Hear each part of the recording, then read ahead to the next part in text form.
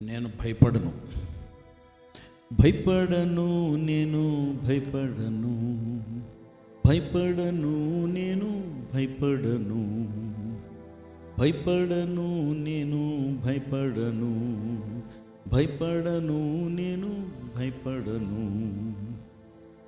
భయము ఎవరికి ఉండదు? భయము అందరికీ ఉంటుంది.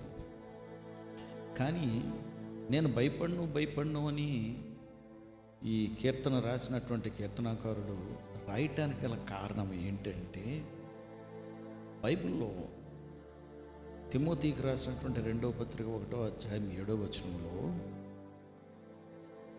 అక్కడ ఉంటుంది ఏమనంటే, దేవుడు మనకి పిరికితన ఆత్మని ఇయ్యలేదు, కానీ ప్రేమ, శక్తి, ఇంద్రియ నిగ్రహము గల ఆత్మని ఇచ్చాను. మొట్టమొదటి మనం గమనించాలి, దేవుడు అనితో అన్న మాటతో స్టార్ట్ అవుతుంది. అంటే మనకి ఆత్మని ఇచ్చేవాడు ఎవరు? దేవుడు. దేవుడిచ్చే ఆత్మకు ఉన్నటువంటి గుణలక్షణాలు ఏవి? ప్రేమ, శక్తి, ఇంద్రియ నిగ్రహము. మరి దేవుడు కాకుండా ఎవరిచ్చారు మనకి ఈ ఆత్మ? భయపడే ఆత్మ. ఆ భయపడే ఆత్మ ఎక్కడ నుండి అంటే దెయ్యం దగ్గర నుండి. దెయ్యం దగ్గర నుండి వచ్చే ఆత్మ ఎప్పుడూ మనల్ని భయపడుతుంటుంది. అమ్మో ఏమవుతుందో, పాస్ అవ్వమేమో, ఈ జ్వరం వచ్చింది, ఇది ఏ క్యాన్సర్లోకి నడిపించేస్తుందో, మొన్న అలాగే వాళ్ళకి ఏదో అయ్యిందట, వాళ్ళకి ఎంత చిన్న కురుపు వచ్చిందట, ఇంకా తర్వాత అది ఏదో అయిపోయిందట, ఇక్కడే ఈ పక్కనే నొప్పి వచ్చిందట, అది ఆపరేషన్ చేశారట, మనకు కూడా అలాగ అవుతుందేమో. ఇలాంటి రకరకాల భయాలన్నీ ఎక్కడ నుండంటే దెయ్యం దగ్గర నుండి. సహజమైనటువంటి మానవ జీవితంలో భయము అనే ఈ లక్షణము ఉన్నట్లయితే, మానవులందరూ కూడా ఈ ఆత్మని, అనగా ఈ పిరిగితన ఆత్మని ఎక్కడి నుండి పొందుకున్నారు అంటే దెయ్యం దగ్గర నుండి. దేవుడు ఇచ్చే ఆత్మ అంటే, దేవుని ఆత్మ 3 ముఖ్యమైనటువంటి లక్షణాలు కలిగిన ఆత్మ అని ఇక్కడ పౌలు వర్ణిస్తున్నాడు. ఏమనంటే, 1 ప్రేమ. ఆ ప్రేమ అన్నటువంటి మాట ఒరిజినల్ భాషలో చూస్తే it is self sacrificing love. అంటే తన్ను తాను అర్పించుకునే ప్రేమ. ఆ గుణలక్షణము మొట్టమొదటి లక్షణం. తన్ను తాను అర్పించుకునే ప్రేమ అంటే, మన కొరకు యేసు ప్రభుల వారు తన్ను తాను అర్పించుకున్నాడు. అందుకే యేసు ప్రభు వారు ఆయన సుఖం గురించి, ఆయన పెయిన్లెస్ జీవితం గురించి కాదు ఆలోచించింది, మన కొరకు ఆ పెయిన్ తీసేసుకునే ఆ మరణాన్ని ఆయన అనుభవించాడు.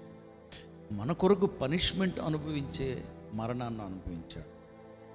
మన కొరకు నిత్య నరకానికి వెళ్ళిపోయే జీవితాన్ని ఆయన మీద వేసుకుని నరకాన్ని, మరణాన్ని, పాపాన్ని, శాపాన్ని ఆయన అరికట్టాడు.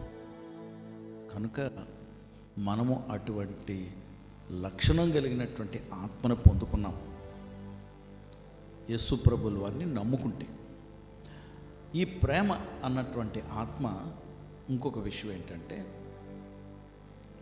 ప్రేమ, నువ్వు ఇప్పుడు దేవుని యేసు ప్రభు వారిని రక్షకుడిగా అంగీకరించావు అంటే ప్రేమ కలిగిన ఆత్మని పొందుకున్నావు. కానీ దురదృష్టం ఏంటంటే, నువ్వు పొందుకున్నప్పటికీ నీవు నీకన్నా నీ ఎదుటి వ్యక్తిని గురించి నువ్వు ఆలోచిస్తావా? ఆలోచించు. స్వార్థం పోలే, నీ స్వార్థం పోలే. నీ కడుపు నింపుకుంటే చాలు, నీకు పేరు వస్తే చాలు, నీకు నొప్పి రాకూడదు, అవతలోడికి నొప్పి వచ్చినా పర్వాలేదు అనే ప్రవర్తన దేవుని ఆత్మకుండే లక్షణం కాదు. ఓకే, సాక్రిఫైస్ చేయాలి అవన్నీ. 2వది శక్తి, పవర్. అన్నిటినీ అధిగమించగలిగినటువంటి శక్తిని ఇచ్చినటువంటి ఆత్మదేవుడు మనలో ఉన్నాడు. అసాధారణమైనటువంటి దైవశక్తి. ఈ లోకంలో ఉన్న శక్తులన్నిటికన్నా మించిన శక్తి దైవశక్తి. ఆ ఆత్మకు ఉన్నటువంటి ఆ శక్తి కలిగిన ఆ దేవుడు నీలో ఉన్నాడు. మూడవది ఇంద్రియ నిగ్రహం. పంచేంద్రియాలను నిగ్రహించుకునే శక్తిని నీలో పెట్టేశాడు. ఏంటి? ఒక భోజనం ఆపుకోలేవా నువ్వు? ఎందుకు ఆపుకోలేవు? పరిశుద్ధాత్మతో నింపబడ్డావా? నింపబడితే నువ్వు తప్పకుండా ఆపుకోగలవు. ఎవరైనా ఎదురుగుండా కూర్చుంటే తింటుంటే నీ చేయి చాపుతావు, లేకపోతే నాకు కొంచెం పెట్టండి అని అడుగుతావు. ఆపుకోలేవా?